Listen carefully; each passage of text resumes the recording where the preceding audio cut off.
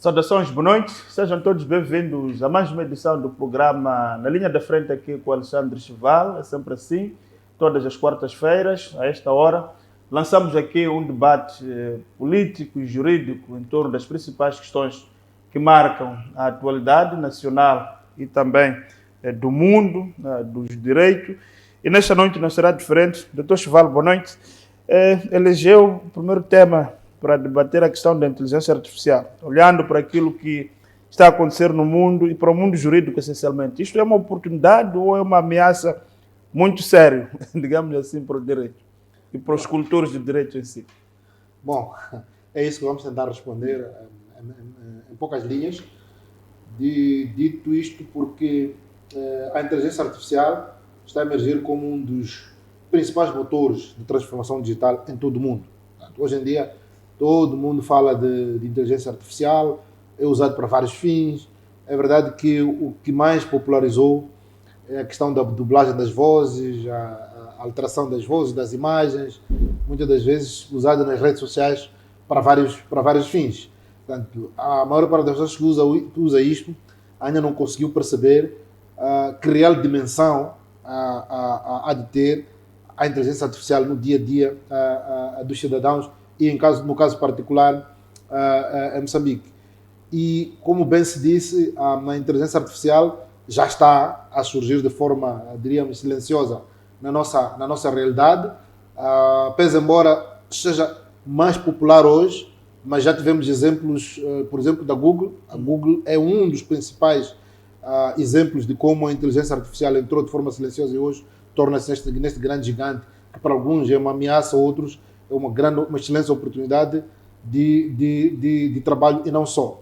Para além da Google, que já é de alguns anos desta parte, nos últimos tempos nós temos assistido a uma verdadeira automatização do sistema bancário. Ou seja, é possível, em muitas das vezes, nós fazemos operações bancárias sem necessidade de estarmos no balcão, ou seja, o nosso telefone, um caixa automático, fazem um papel de um verdadeiro balcão, não é? Que fazem quase todas as operações. Hoje em dia, com base no computador, nós já temos um sistema que nos permite fazer levantamentos, fazer depósitos, fazer transferências, fazer pagamentos internamente ou no exterior. Portanto, o sistema bancário é só também um dos principais exemplos deste processo. Poderíamos falar também da questão e este é o caso até recente no nosso país, aqui no Aeroporto Internacional de Mavalane, o reconhecimento facial. Hoje em dia é possível fazermos um movimento migratório sem necessidade de intervenção humana. Portanto, passamos o passaporte, há de fazer uma leitura facial para conferir com os dados que constam do passaporte e, a partir daí, nós podermos fazer a travessia na fronteira do aeroporto de Mavalane. Também há uns diríamos, 20 anos atrás, também houve a introdução das chamadas câmaras de vigilância que nós temos na cidade de Maputo. Isso já para outros países é uma situação que ocorre há já bom tempo, mas esses são pequenos exemplos que nós podíamos mostrar para falar da entrada silenciosa, aquilo que eu diria, entrada silenciosa do mundo da inteligência artificial no nosso país. Infelizmente, muitos desses sistemas são operados, às vezes, sem qualquer conhecimento prévio do cidadão. Quando foram montadas as câmaras de vigilância, as pessoas só viram sendo montadas. Quando foi montado o sistema de automação bancária, também os cidadãos, em parte, foram surpreendidos ou foram vendidos este produto. E no caso até do sistema de travessia no Aeroporto Internacional de Maputo, tanto tudo isto nós temos a surgir sem prévia informação ao cidadão. Isto porque estamos numa sociedade onde o nível de literacia digital ainda é muito incipiente.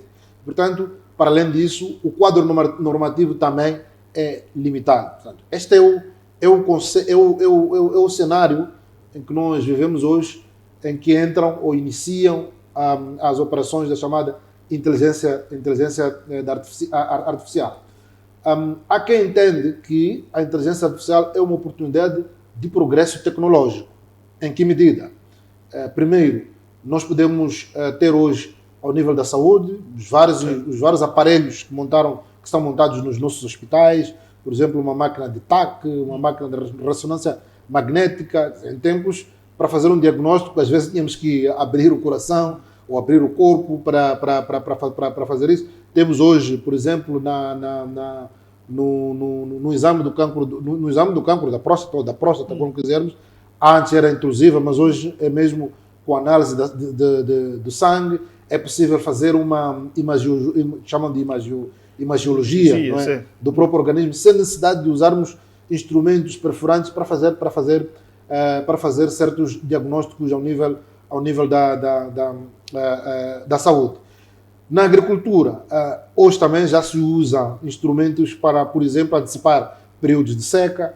É possível hoje, usando tecnologias, para saber se determinada zona é ou não propensa a inundações, se é ou não um terreno fértil, por aí em diante. Temos também um outro exemplo que pode ser usado, e ainda, é verdade, de forma incipiente, a chamada automatização dos processos na justiça. Ou seja, temos hoje uma corrida para a digitalização dos processos. Está a ensaiar-se a possibilidade de poder haver citações e notificações por via eletrónica, ou seja, um advogado sentado no seu escritório poder mandar uma determinada peça processual para o tribunal recebê-la dentro daquele prazo que se estabelece, o próprio advogado também receber diversa comunicação vinda do tribunal e por aí em diante. Então, poderíamos dizer que estes exemplos que nós demos, aliado ao alcance dos chamados objetivos de desenvolvimento sustentável, estão a jogar. Portanto, significa que, por assim dizer-se,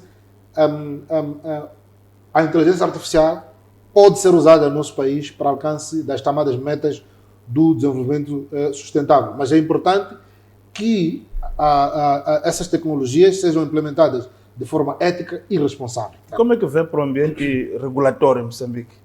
Estamos a receber muita tecnologia, os chats GPTs, por aí em diante, que me parece a mim ameaçarem os direitos de autor e por aí em diante. Falava aqui da questão da imitação de vozes.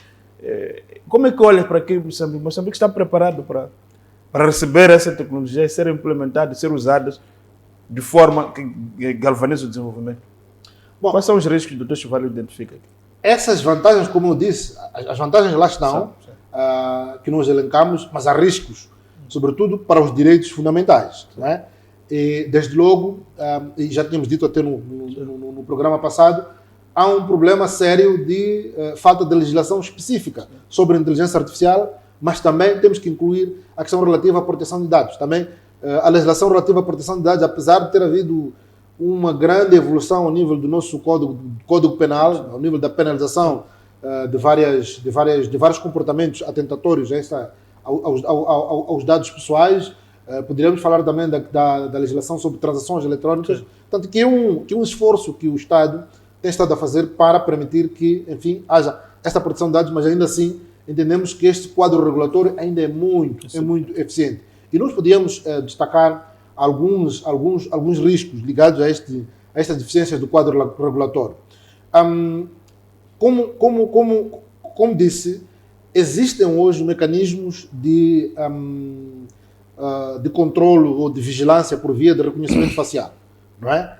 Essas tecnologias, quer usadas por entidades públicas ou privadas, podem conduzir a práticas intrusivas e muitas das vezes sem supervisão judicial. Ou seja, quer ao nível dos aeroportos, quer ao nível das câmaras de vigilância que nós temos, poderíamos até falar do trabalho que é feito nos portos. Portanto, é possível nós acedermos a dados pessoais e muitas das vezes não temos um verdadeiro controle.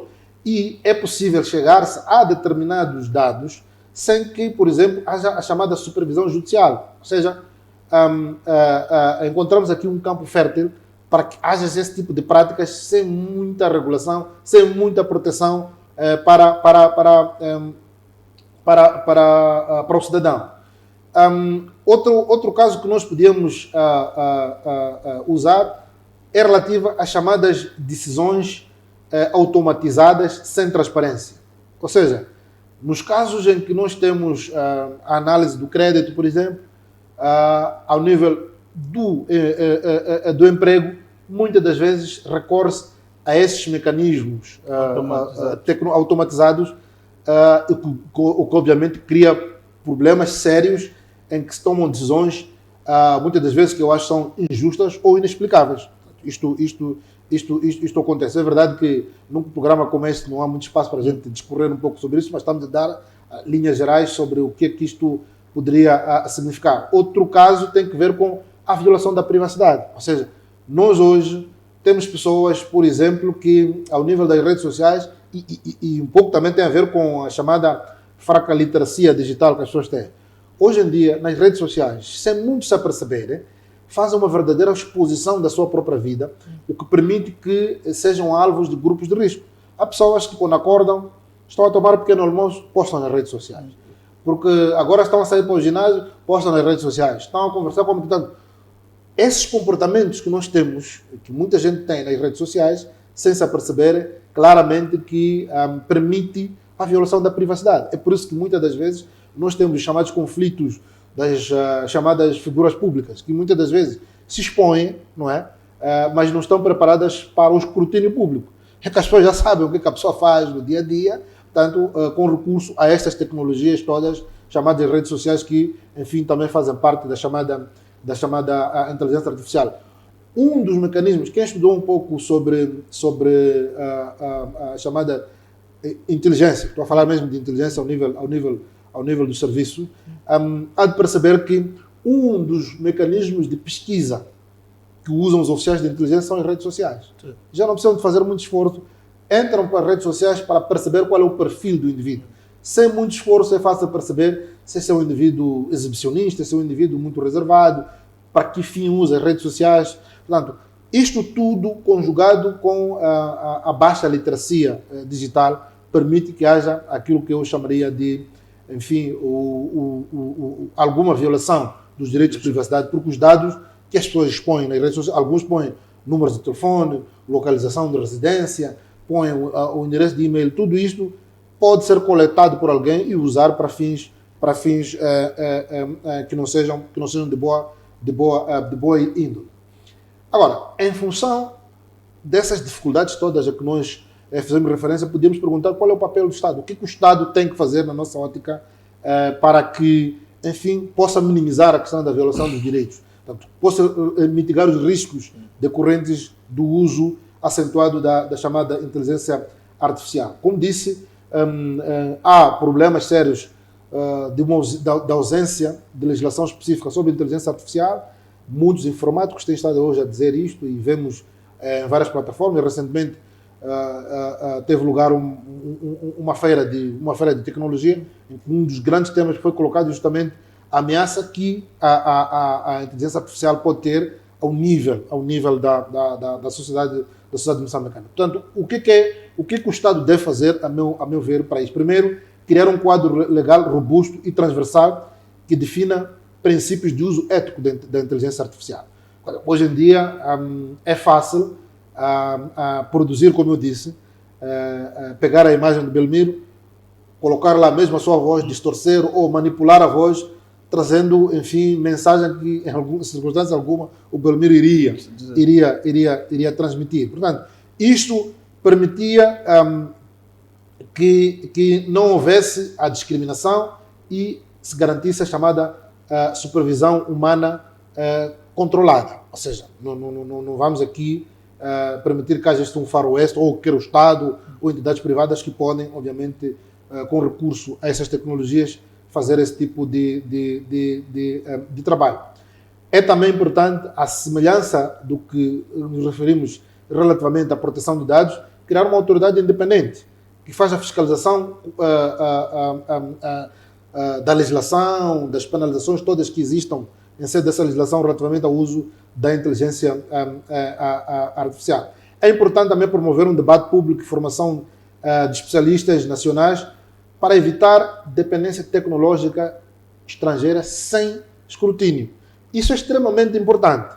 Se conversarmos com um informático, há de dizer o que é que isto significa. Por exemplo, nós temos as chamadas plataformas de táxi pelo aplicativo. Por exemplo, nós já temos isto. Nós temos redes sociais como Facebook, Instagram, WhatsApp e por aí em diante.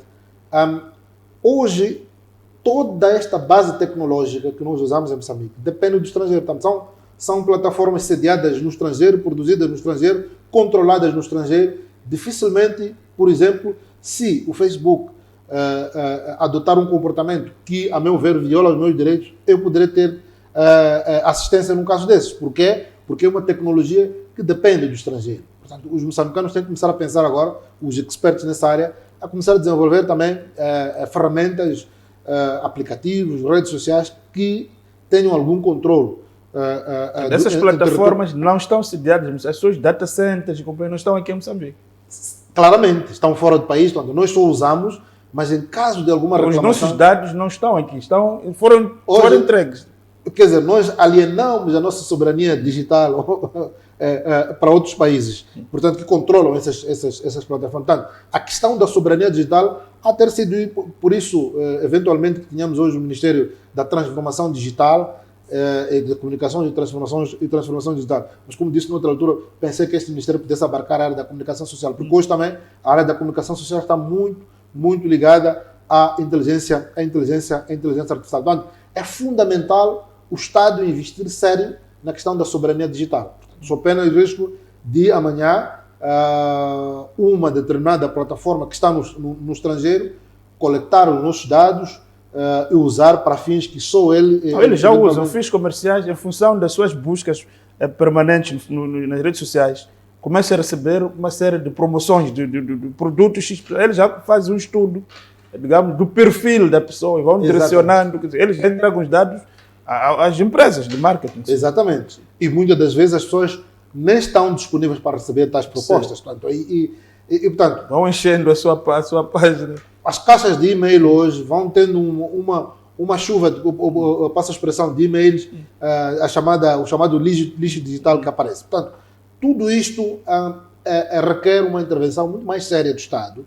Portanto, o Estado, da mesma forma que fala da soberania e integridade territorial, hoje não se pode pensar apenas da defesa das fronteiras nacionais, apenas do ponto de vista físico.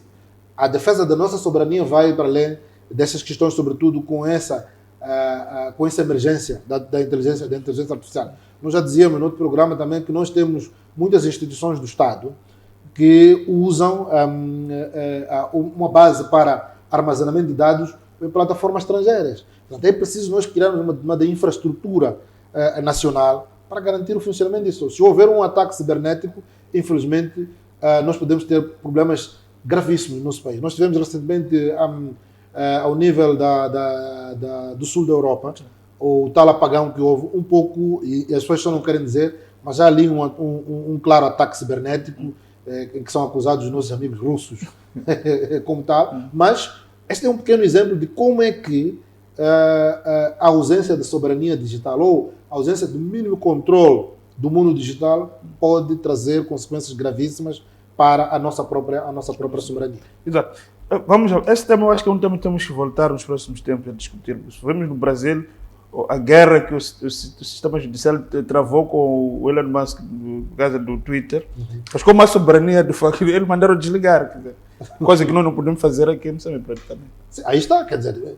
A justiça mandou uma série de contas que andavam a denegrir a autoridade, como passaram a desligar. Eles não queriam, foram multados, foram dito, os senhores cumprem uma decisão judicial ou não há hipótese de continuarem aqui. Não estou a ver um juiz do Tribunal Judicial de Campo Fumo a prolatar uma decisão que impede que, por exemplo, o Facebook possa publicar o Uber em outra situação. Eu não acredito nisso. Não significa que estamos ainda um pouco atrasados, que requer da nossa parte um investimento maciço para que, enfim, estejamos em condições de controlar essas plataformas. Em países como o Catar, os Emirados Árabes Unidos, por exemplo, as chamadas do WhatsApp não são permitidas assim de qualquer maneira. Portanto, hoje, aqui eu posso, com recurso ao WhatsApp, por exemplo, ou Telegram, propagar mensagens que incitem ódio e por aí diante, sem que seja possível saber haverá muita dificuldade para conhecer a origem da propagação desse tipo de mensagem. Exato. Vamos avançar para o segundo tema desta noite. É a questão, um pouco na esteira daquilo que o Dr. Chivalho dizia na semana passada, que criou um forte debate quando abordou a questão da corrupção no meio do judiciário. A outra questão é a questão do custo do acesso à justiça em Moçambique. Fala-se muito de que é um trabalho que vai ser feito, até a revisão do próprio Código dos Custos, Mas nós não podemos só olhar para o custo da justiça só na questão das custas judiciais. Ou é por aí? Sim. E talvez antes mesmo de avançarmos um pouco nisso, fazer uma pequena chega. O simples facto de vermos decisões do Conselho Superior da Magistratura Judicial, em particular, é essa que nós fizemos referência, que com coragem nos tempos odiernos, em que expulsa determinados juízes, mesmo no tempo em que estive no Conselho Superior da Magistratura Judicial, embora houvesse alguma resistência, e era possível, era perceptível que assim fosse, uma certa proteção. Corporativismo, exatamente. Um certo corporativismo dos seus pares, mas foi preciso tomar decisões corajosas para olhar para situações concretas em que, por exemplo, se fosse um oficial de justiça, fosse um escrivão, um ajudante de escrivão, ou escriturário ou oficial de diligência, que eram expulsos, às vezes por desviar 5.000 meticais, não é? Casos havia em que juízes podiam ter comportamentos ligados, por exemplo, a desvio de 100.000 meticais, estava claro comprovado, mas havia um certo protecionismo. É verdade que no sistema judiciário moçambicano, sobretudo no Conselho Superior da Magistratura Judicial, há filhos enteados. Isto ninguém vai negar. Se perguntar aos próprios juízes, há de perceber que alguns são excessivamente protegidos. Sabe-se lá porquê. Mas o simples facto de haver hoje muitas decisões em que resultam em expulsão de magistrados é sintomático da existência, efetivamente, de juízes que socorrem-se da beca e dos códigos para extorquir os cidadãos. Esse é um fato que existe. Agora, negar isso não parece que resolva o problema. Agora, parece-me que não só o Conselho Superior da Magistratura Judicial, mas também um estudo que foi realizado recentemente pelo CIP, que traz exemplos evidentes de corrupção no judiciário, não nos deixa mentir. Agora, relativamente ao tema que nós nos propusemos falar hoje, é constitucional o princípio segundo o qual o cidadão tem direito ao acesso à justiça. E isto é colocado ao nível de um direito fundamental. Portanto, o acesso à justiça é um direito fundamental, mas é verdade que para muitos moçambicanos esse acesso à justiça apenas existe no papel, não é? Poderemos dizer que há uma verdadeira distância entre os cidadãos e o sistema judicial formal, não é? E isto tem que ver, basicamente, com desigualdades sociais, econômicas, territoriais e institucionais. É verdade que, como dizia muito bem o Belmiro no princípio, a questão não é só ao nível da carestia do próprio sistema, ao nível das custas judiciais, mas há questões de distâncias entre a residência de um determinado cidadão e o tribunal, não é? Vamos imaginar... Mas nos quadros, é uma coisa que sempre... Exatamente, se nos casos até no caso distrito, tem uma esquadra na capital distrital. Exatamente. É um distrito muito grande. Exatamente. Agora, e por que isto, e começando mesmo com essa questão da exclusão geográfica da justiça, é assim que eu poderia dizer. A verdade é que grande parte dos tribunais está concentrada nos tribunais provinciais e nas zonas urbanas dos distritos. Portanto, estão ou nas cidades, ou então nas zonas urbanizadas dos distritos, nas vilas, não é? Mas a maior parte das zonas rurais está completamente afastada da chamada malha judicial formal, não é? Nós temos casos de distritos como, imagina um distrito como Moamba, não é? Vamos só falar de um distrito como Moamba, há de perceber que onde está o Tribunal Judicial do Distrito de Moamba, não é? Onde está a sede do tribunal, muitas das vezes pode não ter número de juízes suficiente, há de perceber que é muito distante relativamente à zona onde está uma mana que vive da produção agrícola, por exemplo. Não é? Portanto, essas situações todas nós temos. E, em alguns casos, nesse determinado juiz, só é nesse determinado tribunal, só temos um juiz. Temos um juiz. Nós podemos dar o exemplo recente. É verdade que é uma situação que se está ainda por completar, mas no tribunal, vou dar só um exemplo, claro, Tribunal Judicial do Distrito de Manica. Neste momento que falo, não é? Provavelmente por razões de ordem administrativa, de ordem logística, só temos um juiz a funcionar naquele tribunal. Manica é um distrito limítrofe, portanto, é um verdadeiro corredor no âmbito do corredor exatamente, o corredor da Beira, não é? Estado da Nacional que vai Zimbábue. Dá para perceber o nível de conflitualidade que existe naquele distrito. Mesmo que me dissessem que são 3 juízes, para mim ainda continua a ser extremamente complicado perceber que esses 3 juízes estejam em condições de resolver os vários problemas que aquela região sente. O que significa que muitos dos cidadãos recorrem a longas distâncias para chegar à sede do tribunal. Para além disso, estamos a falar do custo proibitivo para a maioria destes cidadãos. Muitos sequer uma bicicleta têm para ir ao tribunal apresentar, apresentar o seu caso ao juiz. Portanto, essa é a questão essencial, primeiro, que nós temos que colocar. A questão da exclusão geográfica do nosso judiciário. O segundo aspecto são as chamadas barreiras econômicas e burocráticas. O primeiro aspecto que nós encontramos é que, porque o cidadão tão pouco entende aquela linguagem judicial, entende aquilo que nós chamaremos de liturgia judicial, obviamente que sempre tem a necessidade de recorrer à assistência de alguém, um profissional de foro. E não custa perceber também que em muitos distritos desse país não temos advogados. O que nós temos são técnicos formados pelo IPAS e mesmo esses, muitos deles também com muitas deficiências para ajudar o cidadão que tão pouco entende essa linguagem. O segundo aspecto, e com isso, obviamente, há problemas sérios de custos associados a pagamento de honorários para quem seja competente para assistir esses cidadãos nesses processos. O segundo aspecto tem que ver também com, como dizia, o transporte da sua zona de residência para o tribunal. Se quiser extrair uma certidão, tem que pagar. Tem as chamadas custas judiciais e tudo isto que significam uma verdadeira barreira para o cidadão de baixo rendimento. Depois, encontramos um outro problema que é a chamada lentidão processual.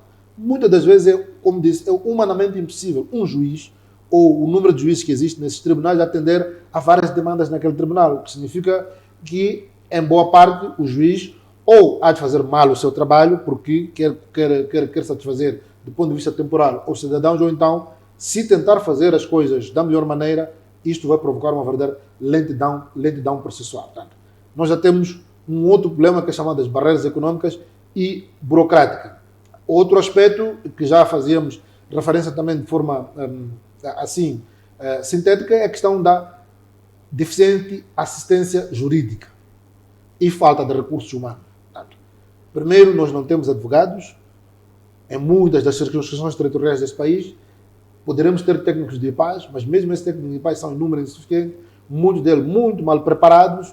Portanto, a partir daí, não custa perceber que o próprio cidadão é deixado à sua sorte no campo da chamada justiça formal. O quarto aspecto tem que ver com a morosidade. E muitas das vezes, quando o processo de um cidadão leva tanto tempo para a sua resolução, o cidadão perde confiança no sistema judiciário. Portanto, a partir da altura em que o cidadão está na expectativa de ver o seu assunto resolvido em tão curto espaço de tempo, não é provavelmente para afagar as mágoas que decorrem da violação de um direito, por exemplo, e o Estado leva o tempo que leva, isto frustra o cidadão que muitas das vezes já não confia no sistema.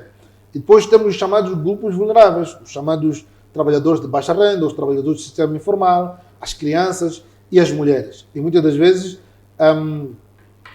os violadores dos direitos dessas camadas ficam impunes não por ausência de lei, mas muitas das vezes é porque estamos claramente sem caminhos viáveis para reclamação desses direitos. Eu me lembro, quando ainda vivia na Nampula, por exemplo, uma determinada disputa entre dois homens por uma mulher, isto resolveu-se a nível das estruturas comunitárias com a oferta de um saco de 50 quilos de uma pira. Portanto, o problema foi resolvido aí. Portanto, não sei se muitas das vezes isso resolve efetivamente o problema que nós temos, mas o que acontece é que, como os cidadãos não têm acesso fácil à justiça formal, recorrem aos chamados tribunais comunitários ou mecanismos de resolução alternativa dos conflitos ao nível dos grupos dinamizadores ou dos régulos e por aí em diante.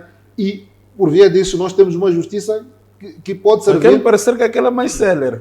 Mesmo as medidas ao nível dos régulos são de implementação imediata. Muitas das vezes... Não há recurso. Sem recurso. Então, muitas das vezes sem observância dos direitos humanos. Claramente. Muitas das vezes sem uma reparação efetiva do direito. Mas ela consegue ser mais efetiva. Portanto, é preciso que o Estado... É para tomar medidas de verdade. É verdade que o Estado tem estado a investir muito nesse processo, ao nível da construção de mais tribunais, formação de mais juízes, formação contínua e até assistência jurídica gratuita, mas esses se mostram até hoje como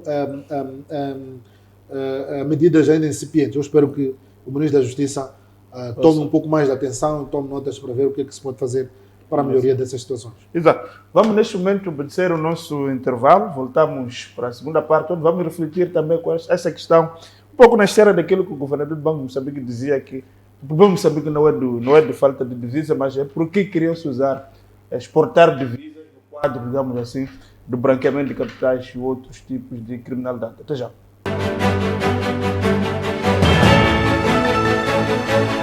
No Play das Conexões, as escolhas são tuas. Com o Play da TV Cabo, podes escolher internet, TV e telefone. Combina o teu Play. Mais internet, música, chamadas com os amigos. É a tua conexão, as tuas escolhas. Mais TV, mais séries, desenhos animados. Dá o teu Play. Internet mais TV ou jogos online e o desporto. Play, a tua maneira. Play, a tua conexão, as tuas escolhas. Play com TV Cabo. TV Cabo, sempre ligados.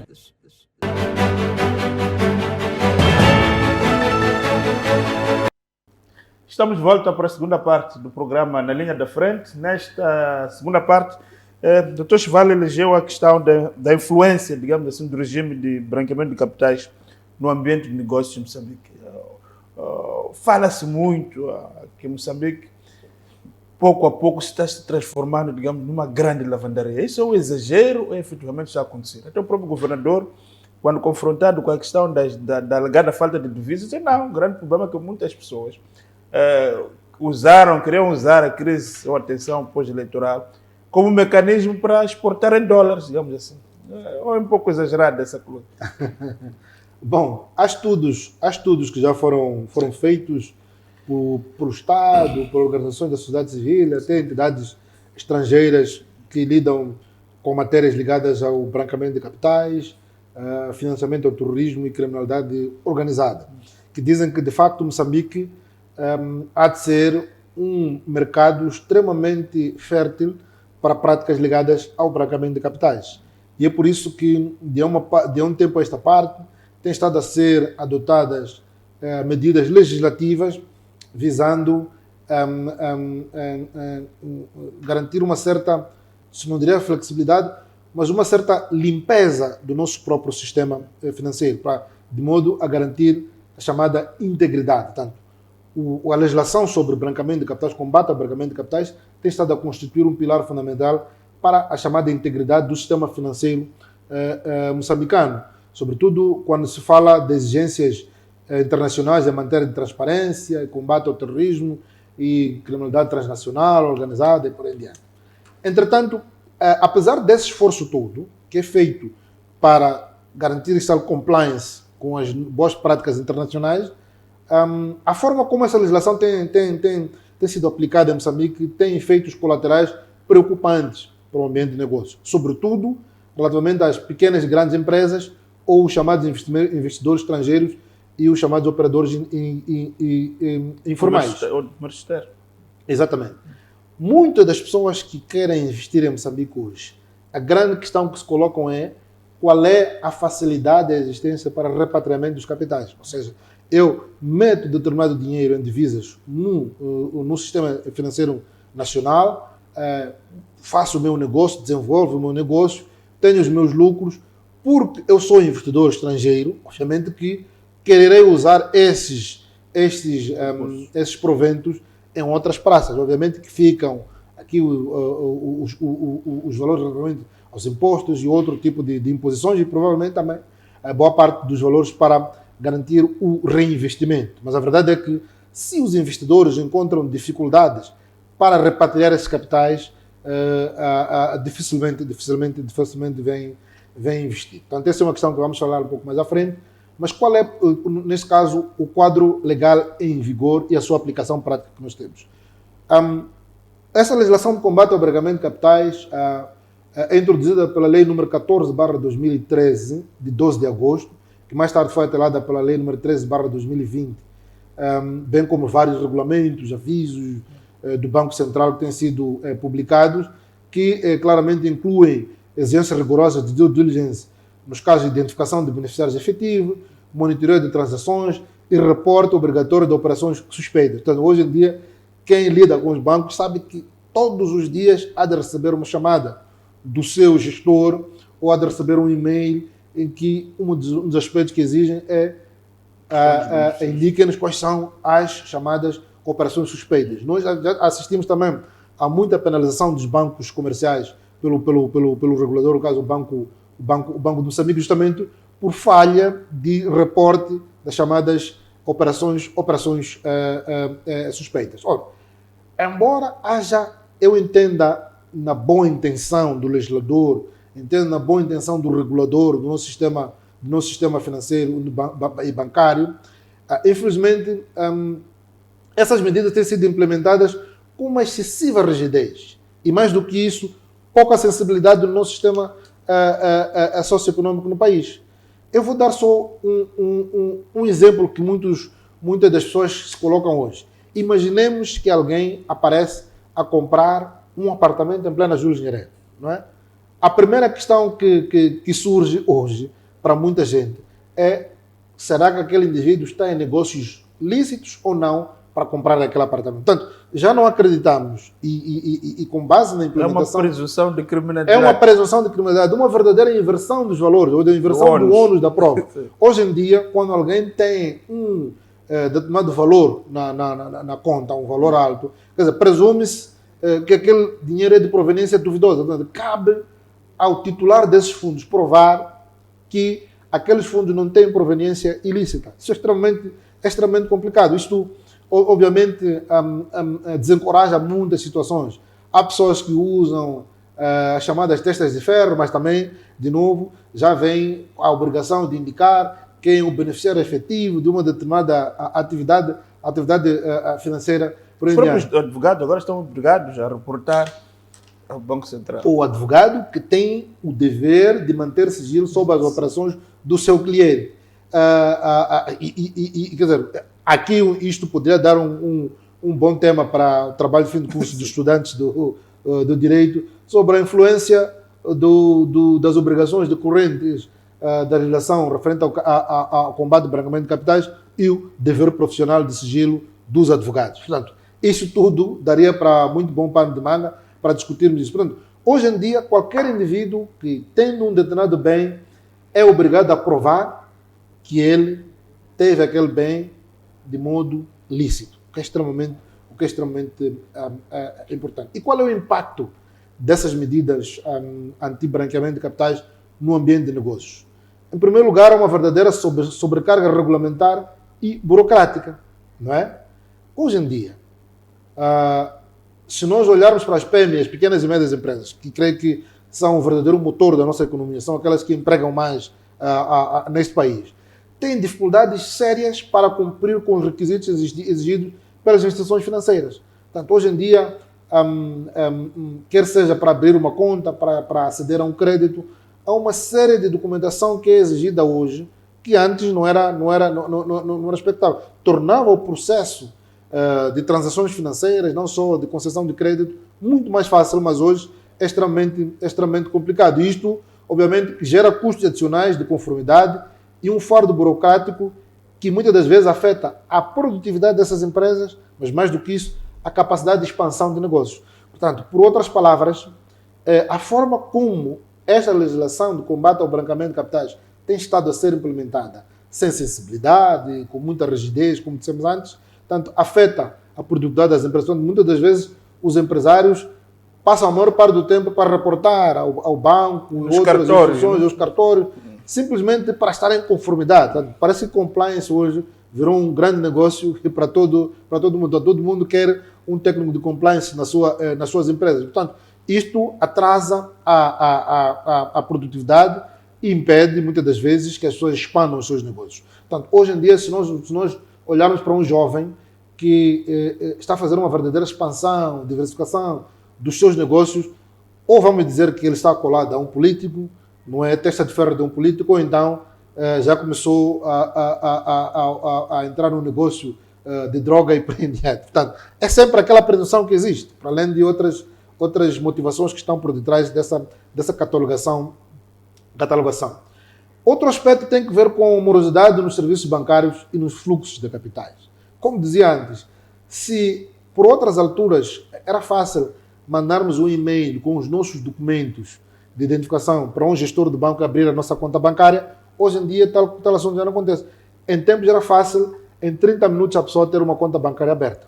Hoje em dia tem que deixar os papéis com o gestor bancário, provavelmente esperar 72 horas para analisar essa conformidade, se este cliente é ou não uma pessoa politicamente exposta, se é ou não suscetível, é daquelas pessoas que podem ou não estar sob risco de branqueamento de capitais. E essa questão de pessoas politicamente expostas, quer dizer, não parece que estamos a criminalizar a política também. Quer dizer, quem vai à política não pode ter negócio. Aí está, quer dizer, é o que eu dizia outra vez, não entendo porque que muita gente hoje vai à política quando a política é vista como um jogo sujo. Portanto, todo indivíduo que vai à política... potencial criminoso. É visto como um potencial criminoso.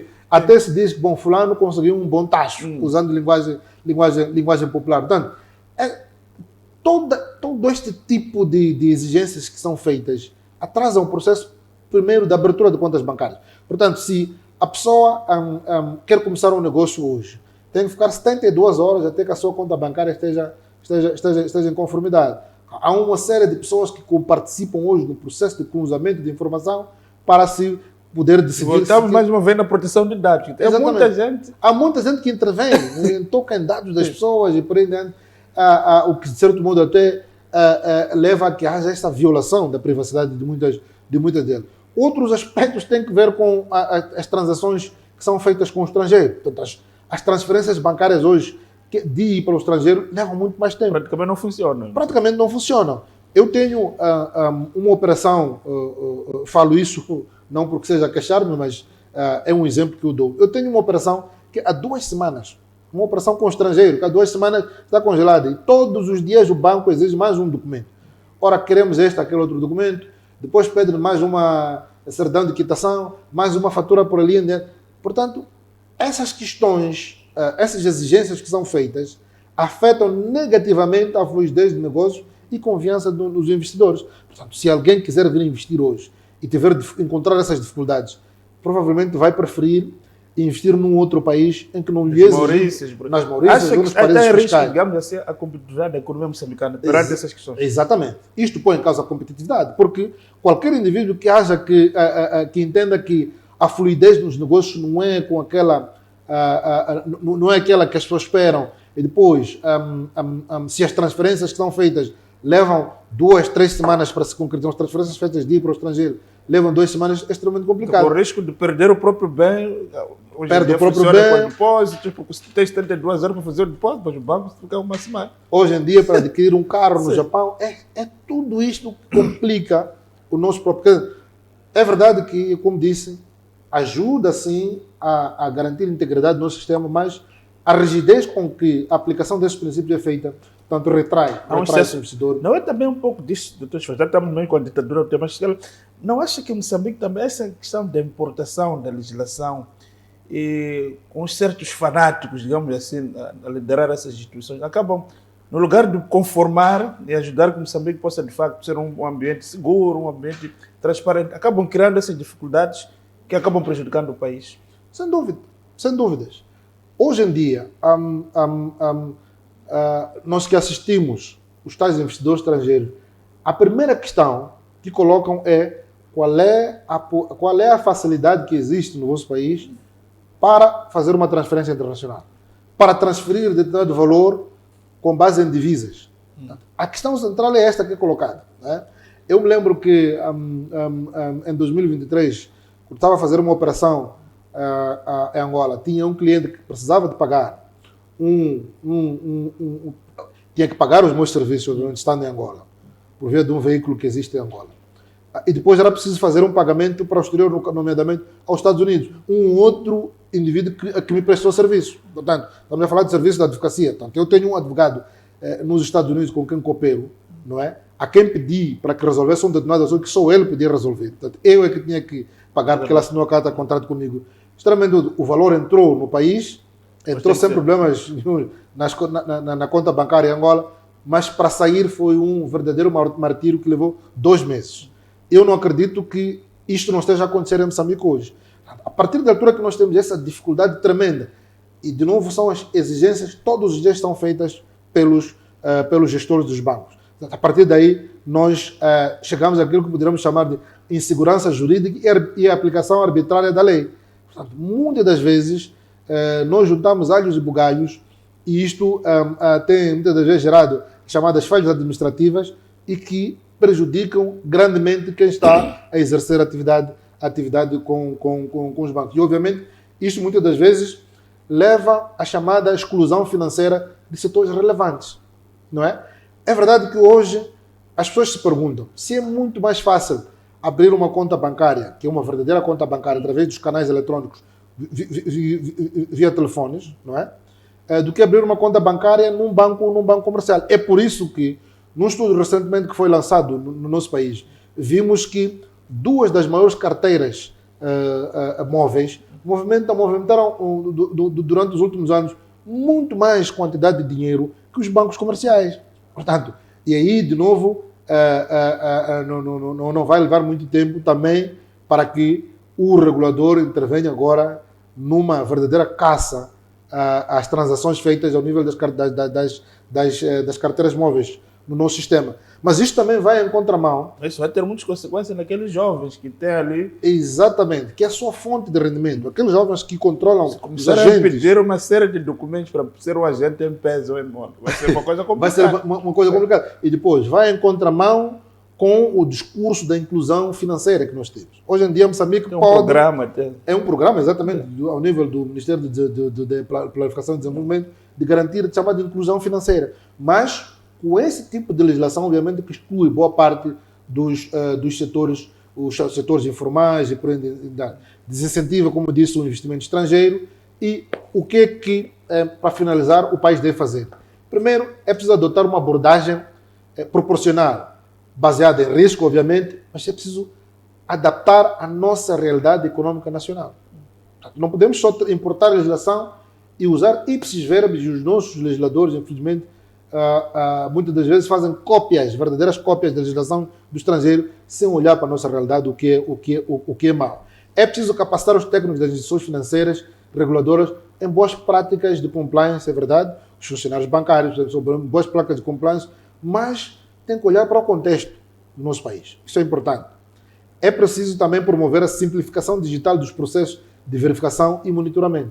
Hoje em dia, como eu disse, para abrir uma conta bancária, bancos nos levam 72 horas.